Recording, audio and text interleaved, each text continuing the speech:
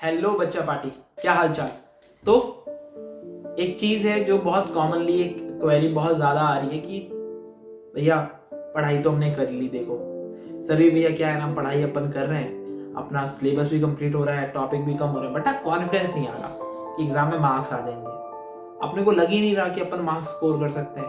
क्या करें, कैसे करें? अरे सर कुछ तो बता दो, भैया कुछ तो बता दो, क्या करें? तो क्या कर सकते हैं, ये बहुत इंपॉर्टेंट पॉइंट है कि एग्जाम आने वाला है और हम प्रिपरेशन कर रहे हैं, तो हमें कैसे पता लगेगा कि हमारी प्रिपरेशन सही चल रही है या हम सही डायरेक्शन में प्रिपेयर कर रहे हैं। और अगर हम प्रिपेयर कर रहे हैं तो कॉन्फिडेंस क्यों नहीं आ रहा? क्योंकि एग्जाम में ना सारा गेम पता है क्या है, नॉलेज का गेम नहीं है एग्जाम। कोई भी एग्जाम ले लो आप इंडिया का, आप जेई ले लो, नीट ले लो, आप 10th का बोर्ड ले लो, 12th का बोर्ड ले लो, 9th 10th कोई भी एग्जाम ले लो, नॉलेज का गेम नहीं है। नॉलेज दो बच्चों को सेम हो सकती है, लेकिन दोनों में से किसके मार्क्स ज्यादा आएंगे? जिसका कॉन्फिडेंस सही होगा अपनी चीजों को लेकर। आपने भी टॉपिक पढ़ा हुआ है, आपको कॉन्फिडेंस है अपने टॉपिक के ऊपर, अरे यार अपने को ये जो चैप्टर है ना क्लास 9 का मोशन, बड़े बढ़िया तरीके से आता है। ये जो अपना टॉपिक है ना क्लास 9 का साउंड, बढ़िया तरीके से आता है। सोनार पूछो मेरे से, कुछ पूछो, मैं सब बता दूंगा। लेकिन एक इंसान जिसको सोनार बहुत अच्छे से पढ़ा हो, जिसने साउंड बहुत अच्छे से पढ़ा हो, जिसने वर्क एनर्जी बहुत अच्छे से पढ़ा हुआ है, लेकिन उसको कॉन्फिडेंस नहीं है, अरे पढ़ा तो था law of conservation of energy, पता नहीं मैं कर रहा हूँ, ठीक कर रहा हूँ या नहीं कर रहा। जब ये एक डाउट आता है ना, मैं ठीक कर रहा हूँ या नहीं कर रहा, चांसेस आर वेरी हाई कि आप सही करते हुए भी गलत कर जाओ, क्योंकि आपको कॉन्फिडेंस ही नहीं है। कई बार देखा ना, हम एग्जाम में कुछ लिख रहे होते हैं, जैसे हमारा कॉन्फिडेंस ऊपर नीचे होता है, हम उसको पूरे को कट लगा देते हैं, अरे नहीं हो रहा। तो कॉन्फिडेंस बहुत ज़रूरी है एग्जाम्स के अंदर, राइट? तो एग्ज़ाम पहली चीज़ है, एग्ज़ाम सारा का सारा गेम नॉलेज का नहीं है, एग्ज़ाम गेम है आपके कॉन्फिडेंस का। तो कॉन्फिडेंस बहुत ज़रूरी है। अब कॉन्फिडेंस आएगा कैसे? भाई पढ़ाई तो कर ही रहे हैं, कुछ टॉपिक हो भी गए, तो कॉन्फिडेंस कैसे आएगा? कॉन्फिडेंस आएगा एक बहुत ही सिंपल टेक्निक के साथ। ऐसे नहीं आएगा कॉन्फिडेंस। आप सोचो कि मैंने 4 चैप्टर पूरे कर लिए, सारी एक्सरसाइज पूरी कर ली, एमसीक्यू, पीवाईक्यू, एग्जाम प्लस सारे क्वेश्चन कर लिए, फिर भी मेरे को कॉन्फिडेंस नहीं आ रहा। क्यों नहीं आ रहा? तो कॉन्फिडेंस लाने का बड़ा सिंपल, बहुत आसान तरीका है। एक पेपर लो, एक सिंगल शीट लो, और उस शीट के ऊपर आप अगले 7 दिन के लिए 7 दिन लिखो। Monday, Tuesday, Wednesday, Thursday, Friday, Saturday, Sunday. कितने दिन पढ़ते हो? 3 घंटे पढ़ते हो, मान लेते हैं शाम को 7 बजे से लेके आप 10 बजे तक पढ़ाई करते हो, तो पहले इस कॉलम में आप डेज लिखोगे, मंडे, ट्यूसडे, वेडनेसडे, एंड इस तरफ इस रो में आप टाइम लिखोगे, 7 से 8, 8 से 9 और 9 से 10। बहुत सिंपल चीज। डेली अब आपको क्या करना है, मंडे को 7 बजे से लेके 8 बजे के बीच में कोई भी एक सब्जेक्ट जो बहुत सिंपल लगे, फॉर एग्जाम्पल साइंस की बात करते हैं, तो साइंस में हम बड़े बड़े चैप्टर नहीं उठाएंगे कि हमने एटम एंड मॉलिक्यूल उठा लिया क्लास 9 का, या फिर हमने साउंड उठा लिया, या why do we fall in, बड़ा सिंपल चैप्टर है। क्यों बीमार पड़ते हैं, इम्यूनिटी क्या है, वैक्सीनेशन क्या है, बहुत सिर्फ थ्योरी है उस चैप्टर के अंदर, टिक। आज हम 1 घंटे में इस चैप्टर को, हमारा टारगेट है, हम कंप्लीटली पढ़ाई करेंगे, इसकी एक एक टर्म को याद करेंगे। उस चैप्टर में कुछ भी ऐसा मेजर नहीं है, टिक, हो गया, ठीक है। सिमिलरली आपको 8 से 9 के बीच में कोई भी एक टॉपिक लेना है हिंदी का, ठीक है, एक 9 से 10 के बीच में सोशल साइंस का सबसे सिंपल टॉपिक जो आपको लगे। हमें स्टार्टिंग करनी है सबसे सिंपल टॉपिक्स के साथ, जो हमें बहुत अच्छे से आते हैं, हमने 1000 बार रिवाइज किए हुए हैं, हमें आंख बंद करके भी पूछो तो हमें पता है, तो हम सबसे सिंपल टॉपिक लेंगे, हार्ड टॉपिक बाद में देखेंगे।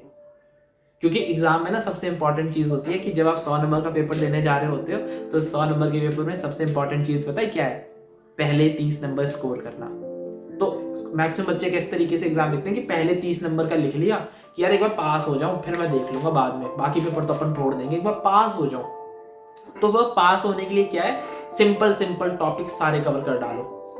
तो पहले दिन जब कट लगेगा ना, मंडे कट, उसका उसको रेड पेन से काटना है कि जो हमने मंडे को सोचा था 7 से 10 के बीच में, क्या हमने वो किया?